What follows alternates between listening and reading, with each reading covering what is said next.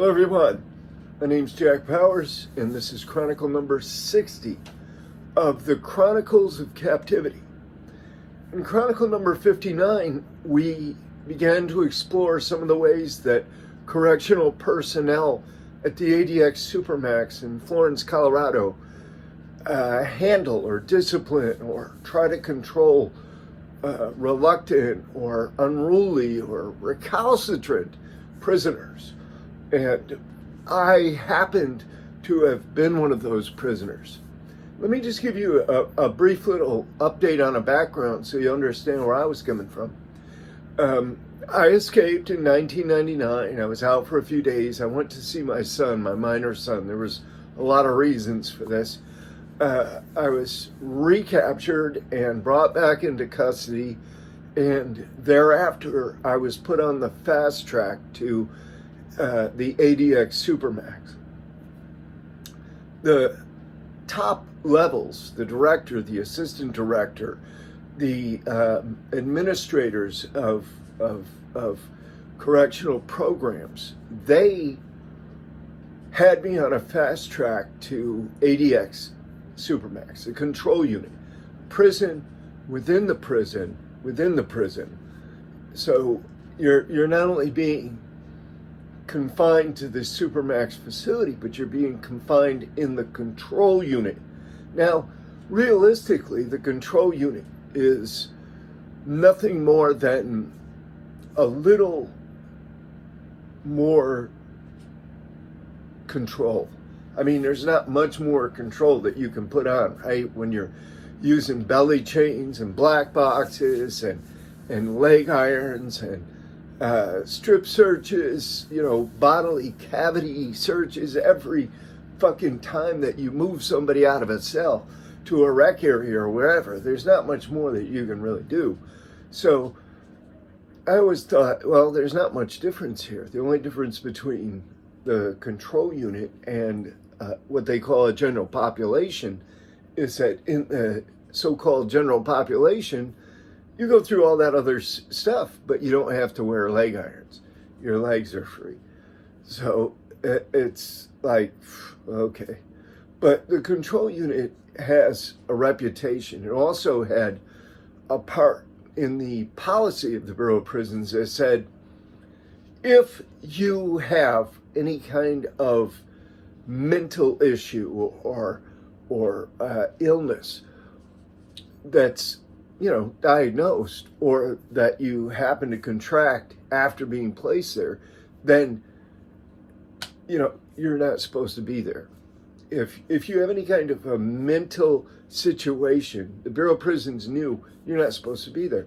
But what they did in Power's case, my case, was once they decided to put me on the fast track to ADX, they put me in front of this doctor, this so-called doctor, a BOP doctor. Now, doctors in the BOP, under federal law and regulations, they don't have to be licensed in any particular state. They don't have to be licensed at all.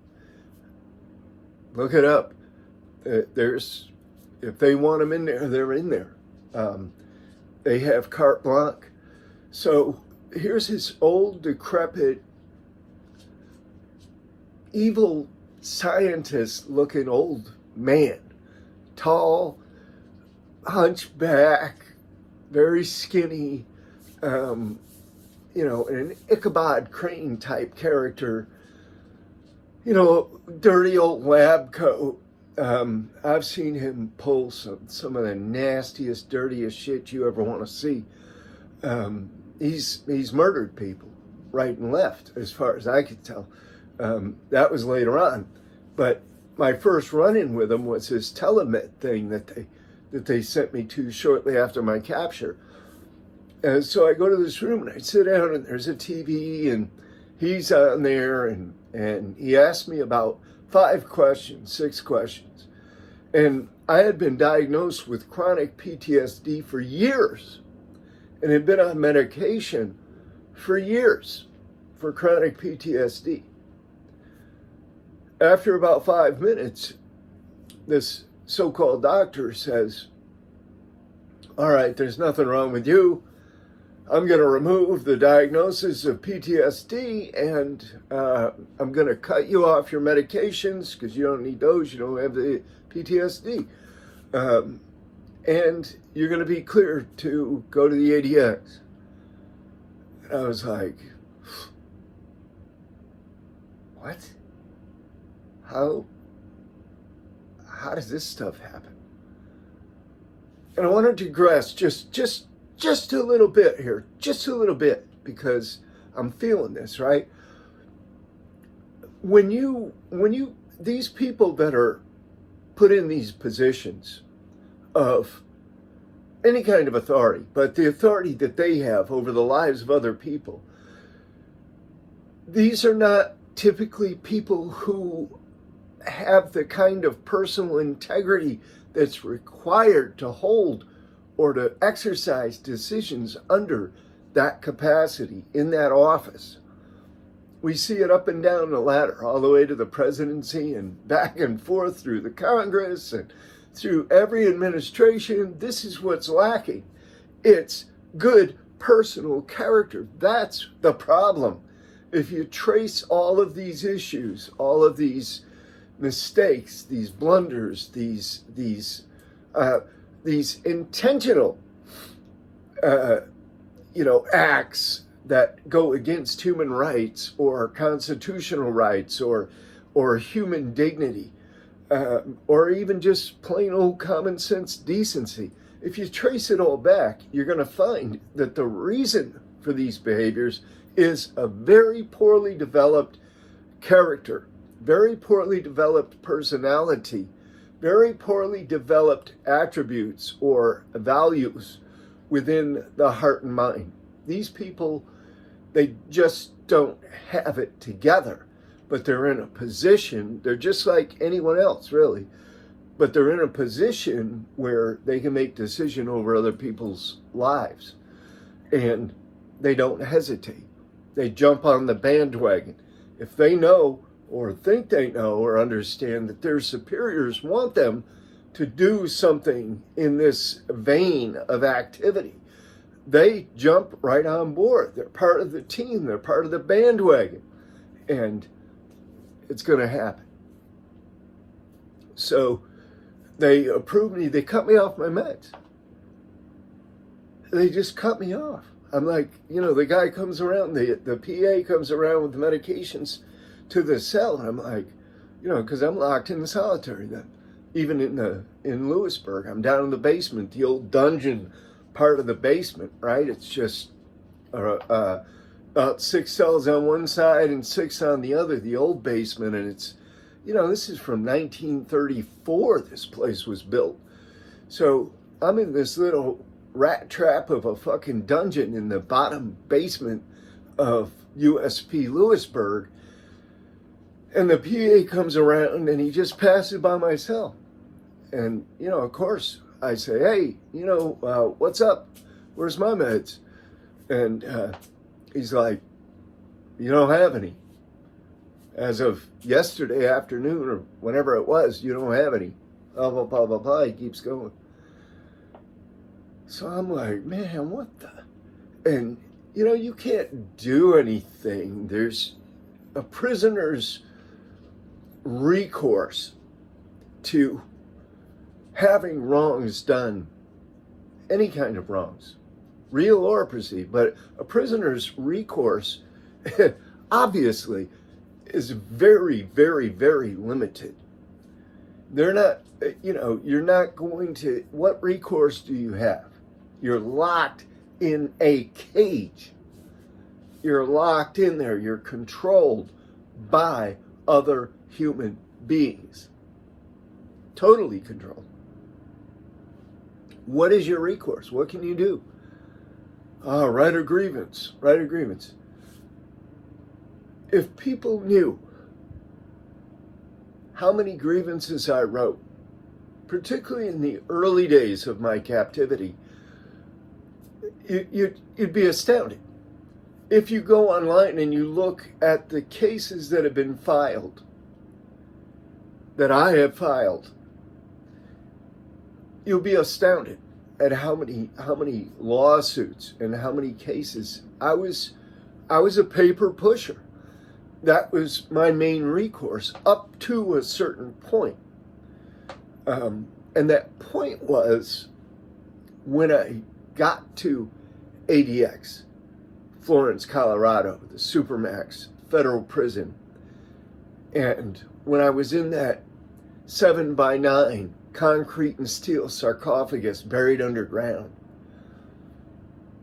and I'm trying to get the administration and the courts to understand that there's things that have happened that aren't correct, and it's going to lead to more drama. It's going to lead to injuries, more injuries.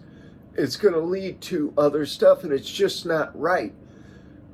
I'm trying to get them to see that there's a fundamental fairness involved in all of this that you have to abide by. But they're completely blind. That's what they're blind to. They're blind. They're not like umpires or referees that are weighing the factors on both sides or calling it like they see it. Trained personnel calling it like they see it. It's not like that at all. There is no fundamental fairness in the equation. Prisoners are considered to be subhuman.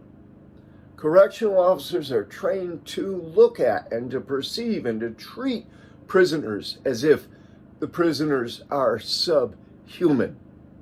Have to do that. Have to. Otherwise, a conscientious person couldn't turn the key, couldn't lock the door, couldn't put another human being inside a nasty cage and turn that key and lock them in there and walk away. Couldn't do it. I couldn't do it. I know I couldn't do it. I couldn't do it. I couldn't do it. Even though I agree that in many, many cases it has to be done. There's no real alternative to it. But I myself just couldn't do it. I just couldn't. So maybe I'm a little bit too far on the other side of that equation, but I'm down for fundamental fairness. But officers have to control, or feel they have to control, prisoners that are out of line.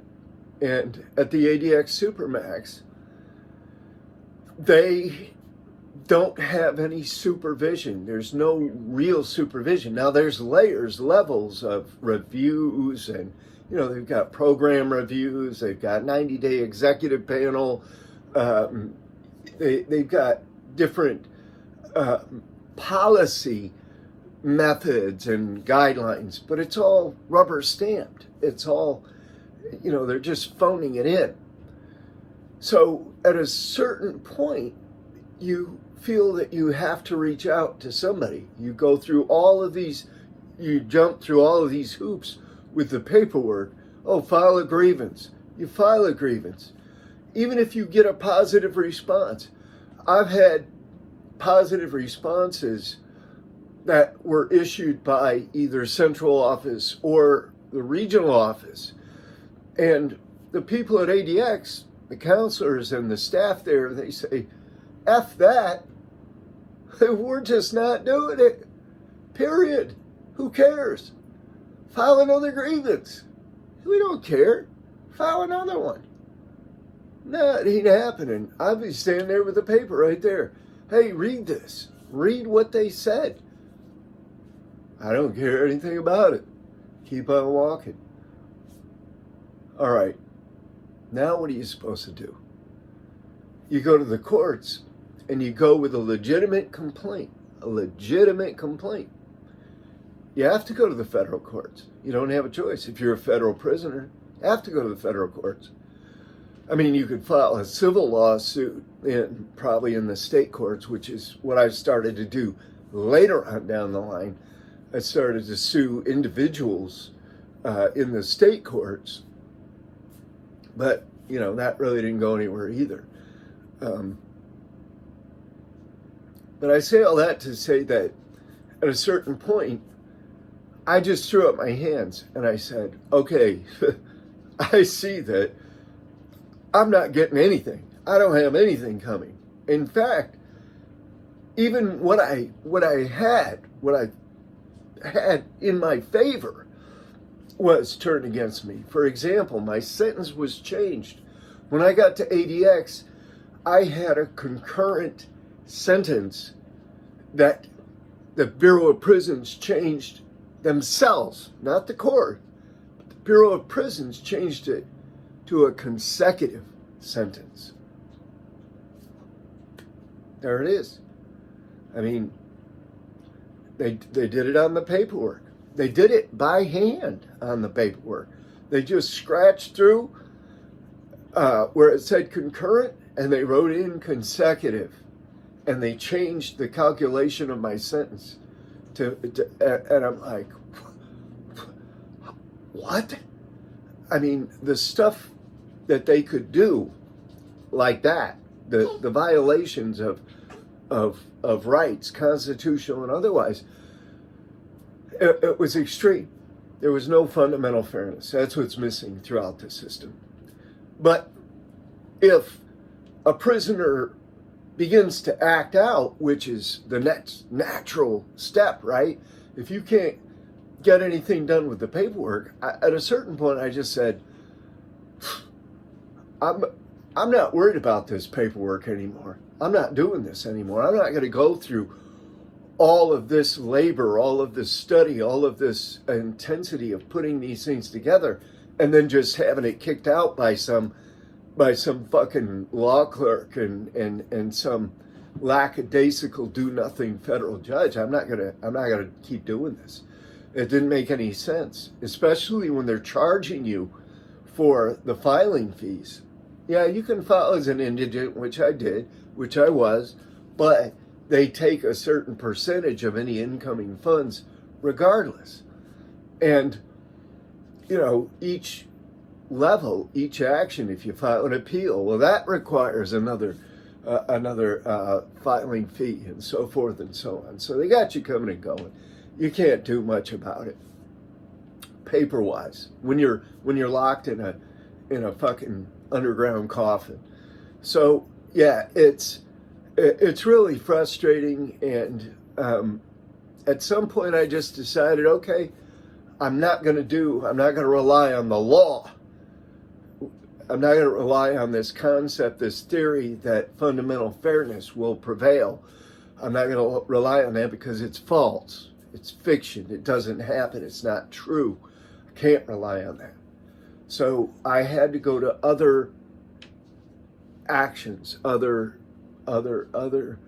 ways and means of protesting or bringing this to the attention of hopefully somebody that would eventually listen. So in Chronicle number 61, I'm going to tell you about some of the torture that I was subjected to, some of the physical torture, and I'm going to tell you about some of the ways that it affected me and still affects me to this day.